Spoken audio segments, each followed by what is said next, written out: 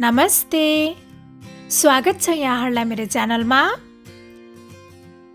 आज म यहाँहरूलाई सजिलो तरिकाबाट मोमोको लागि पिरो अचार बनाएर देखाउँछु। यसरी बनाएको यो टिमुर र टमाटरको अचारको स्वाद एकदमै मिठो हुन्छ।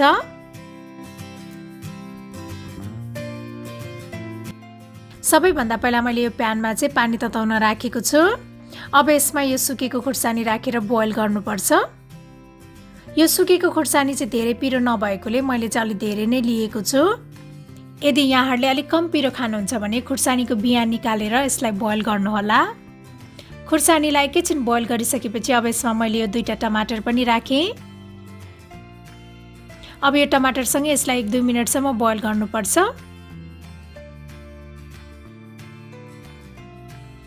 खुर्सानी र टमाटर चाहिँ राम्रोसँग बोइल भइसकेको छ। अब यसलाई एकछिन सेलाउन दिनुपर्छ। त्यसपछि मैले यो बोइल गरेको खुर्सानी र टमाटरलाई यो ब्लेन्डरमा राखेँ। त्यसपछि मैले यसमा अदुवा अनि यो लसुन राखेँ। अनि त्यस्तै मैले यसमा आधा चम्चा जति टिमुर पनि राखेँ। अनि नुन स्वाद अनुसार राख्ने। अब यसलाई राम्रोसँग पिस्नुपर्छ।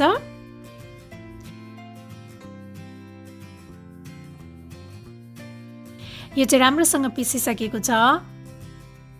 अब मैले यो प्यानमा चाहिँ तेल तताउन राखेको छु। त्यसपछि अब यो पिसेको अचारलाई चाहिँ तेलमा राखेर राम्रोसँग पकाउनु पर्छ। यदि यहाँहरूले अहिलेसम्म मेरो च्यानल सब्स्क्राइब गर्नुभएको छैन भने प्लिज मेरो च्यानललाई सब्स्क्राइब गरिदिनु होला। अनि लेटेस्ट अपडेटको लागि नजिक रहेको बेल आइकनलाई पनि प्रेस गरिदिनु होला है। यसलाई एकैछिन पकाइसकेपछि मैले यसमा आधा कागतीको रस पनि राखेँ। अब यो सबैलाई राम्रोसँग मिक्स गर्ने। कागतीको रससँगै अचारलाई अर्को 3-4 मिनेटसम्म पकाउनु पर्छ। यसमा रहेको यो पानी चाहिँ हल्का सुकेर अलि बाक्लो हुने बेलासम्म यसलाई पकाउनु पर्छ। यो अचारलाई यसरी पकाउँदाखेरि स्वाद त मिठो हुन्छ नै, साथै यसलाई 3-4 हप्तासम्म राखेर खान सकिन्छ। अब यतिको भएपछि यो मोमोको रातो पिरो अचार चाहिँ रेडी भइसकेको छ। यहाँहरूले देख्न सक्नुहुन्छ यसको कलर चाहिँ एकदमै रातो बनेको छ। मैले चाहिँ यसलाई तातो मोमोसँग सर्भ गरेँ।